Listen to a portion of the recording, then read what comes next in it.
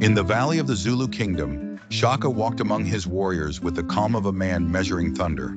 The old assegai, light and meant for throwing, lay in many hands, but he looked upon it as a weapon suited to hesitation. He wanted a different kind of war, one fought at arm's length, where fear would crack first and strength would follow. He ordered the making of a shorter blade, heavy in the hand and fixed to a stout shaft. It was named the Iklwa for the sound it made when drawn from the body of an enemy. Some men feared the change, for the new spear demanded courage and discipline rather than distance. Yet Shaka saw what others did not. A soldier who closed the gap could decide the battle before it had truly begun. He understood that a weapon was never merely iron and wood, but an expression of purpose, and that purpose, in his hands, was to make war swift, intimate, and unforgiving. Training became harsh and relentless. The warriors ran without sandals, their feet hardened by stone and thorn, until the earth itself seemed to recognize their tread. They learned to strike low, thrust fast, and keep formation when lungs burned and arms shook. Shaka watched for weakness as a smith watches metal in the flame. He praised obedience, not pride, and punished delay more swiftly than any rival chief could rally his men. A breath out of time, a shoulder turned too wide, a step too slow. These could mean shame, and shame in his world could mean ruin. So the army was remade not only in body but in mind, each man bound to the whole, as surely as sinew is bound to bone. Then came the buffalo horn formation, his greatest design.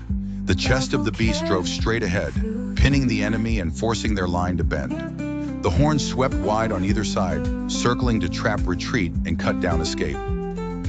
The loins of the buffalo horn formation held back, waiting in reserve until the moment was ripe, and then they surged forward like a hidden tide. It was war made into a living shape, one part hunger, one part patience.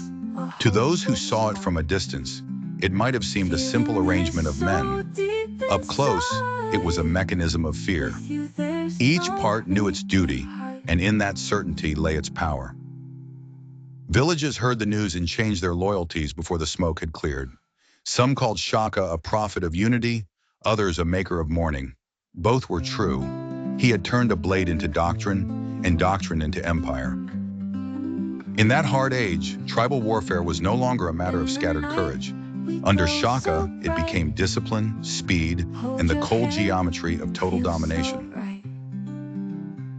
Men who had once fought for cattle, honor, and the narrow boundaries of their own chieftainships were drawn into a larger, harsher order, one in which service, obedience, and relentless movement decided who would survive. Yet even as his power grew, so too did the shadow it cast.